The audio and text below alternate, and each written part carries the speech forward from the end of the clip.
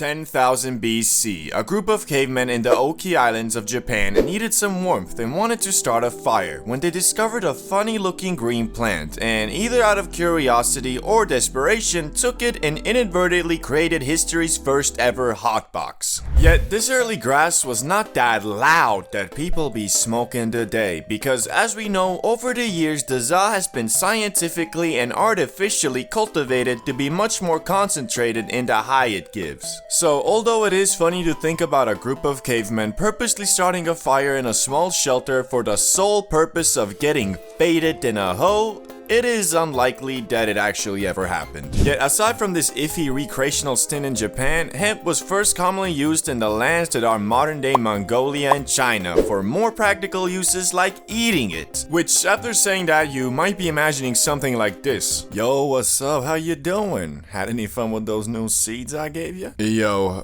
nah, I actually came here to give them back. Last night I was looking at the moon and I swear that motherfucker was looking right back at me.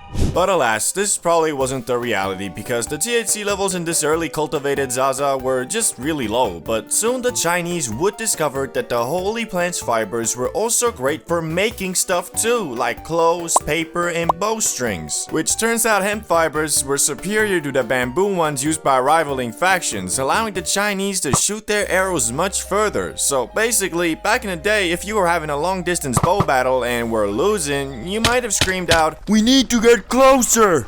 These motherfuckers have weed!" Anyway, it wasn't long after mofos realized that the loud wasn't only good for making stuff, it was also great for treating physical maladies. And after a couple thousand years, Emperor Shen Nung, known as the father of Chinese medicine, included the magic plant in his medical encyclopedia under the name Ma. Which, that sounds oddly similar to za, doesn't it? I'm guessing every couple thousand years the first letter changes or something. But now, let's explore the question we're all asking. When exactly did mofos start ripping that shit to get faded? Well, one of the earliest counts is about 2,500 years ago, when researchers discovered 10 mini barbecues in a cemetery near modern-day Tajikistan that had residue of burnt cannabis with a much higher concentration of THC than normal, probably meaning it was selectively bred to get you, well, lit. Although this was one of the first counts of people purposely inhaling the broccoli to get high, it was most likely used as part of a ritual to invoke an altered state of mind so you could communicate with spirits. Which shit, dog, I wanna know what these dudes were smoking, cause I ain't never heard of no grass that gets you to the spirit realm. This might have low-key been the last kush Snoop Dogg smoked, cause once you get so high you start communicating with your dead gran, that's when you really might be like,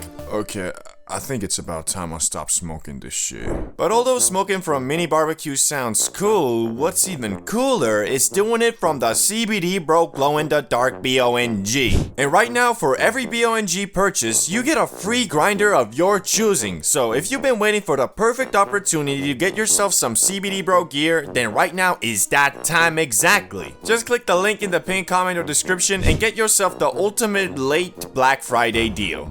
But now onto the video. Since cannabis for one reason or another proved to be quite the useful plant, people started trading it around the world as soon as it was domesticated. Which the only people who didn't really fuck with the zaza were Europeans who preferred getting hammered instead, which is low-key reflected in modern times too, especially in the northern countries where once you turn 18 you can drink as much poison as you want, but if you want to blaze, well, you might be looking at a little bit of jail time, my boy. But now let's quickly go over the uses of cannabis throughout different cultures so we can move on to the modern age, starting with Hindus. They made something called bang, an edible cannabis paste that had medicinal properties but also got you high. This could be added to a variety of foods and drinks, which this bang was the preferred food of the Hindu god Shiva, making him in my eyes the god of edibles. Disclaimer, that was a joke. Islam. Here the za was called hashish and was introduced about 1,000 years ago, which hashish wasn't strictly forbidden in the Quran at first, so a lot of Muslims ate it for its medicinal and relaxation properties. But later, Egypt basically banned it, and also the Quran was revisited by many and reinterpreted to include hashish to be banned just like alcohol.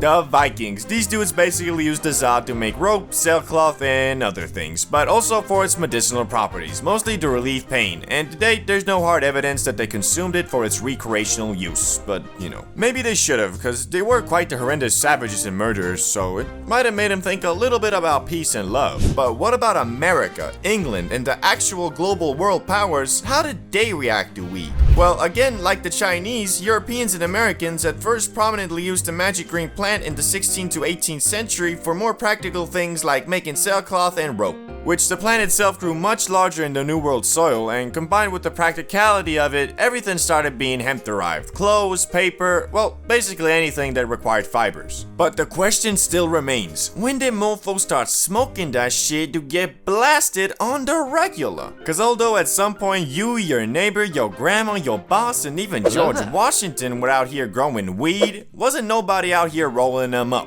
Well, until the arrival of Mexicans. The loud version of hemp first arrived in Brazil in the early 1500s by way of enslaved Africans traveling with the Portuguese. And the native South Americans, who are already consuming some other psychoactive substances, quickly started blazing the zaza too, and its use soon spread across South America and into Mexico, from which in the 1910s is when the loud first spread into the US via Mexican immigrants escaping the effects of the Mexican Revolution. And almost immediately the good was viewed as a threat, and by 1931, 29 states had banned its use. Although it wasn't really the zaza that the US didn't fall with, it was unfortunately mostly just racism against Mexican Americans and black citizens of the South, which both these groups were enjoyers of the zaza to some regard, so it became a scapegoat for racial bias in the US, and they blamed it for everything from petty crimes all the way to murder. And in 1937, the US completely banned all non-medical use of weed, which all of this kind of explains why the mostly peaceful plant has been thrown in the same Schedule 1 category with full-on life-destroying substances like heroin and cocaine. But thankfully, a couple decades later came the hippie movement of the 1960s to 1970s. This is what lightly sparked the comeback for weed, cause unlike before, when the zaza was mostly smoked by Mexican immigrants and black citizens who the US was massively racist against, the hippie movement had middle-class white American youth start blazing too. Which it was all about love, peace, spirituality, non-violence, and of course, every hippie's favorite, recreational drug use. Although most hippies were all about peace and love, that was quite easy to say when most of them were literally privileged enough to drop out of college, run off with Cassandra in a rainbow van, go on copious amounts of mindset-altering trips, mostly powered by LSD, and then return 10 years later to their parents and have them say, "It's okay, son.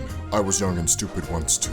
Anyway, although the grass was still federally illegal, this didn't really do much, cause in 1976, 1 in 8 Americans over the age of 12 admitted to smoking it in the past 30 days. Hippies though were especially interested in cannabis, so much so they went on something called the Hippie Trail, which was basically an excursion by the youths of the world to go over to the Middle East and India, all while riding in magic buses and discovering new ways to get absolutely blasted, such as smoking the concentrated zaza resin known as hash.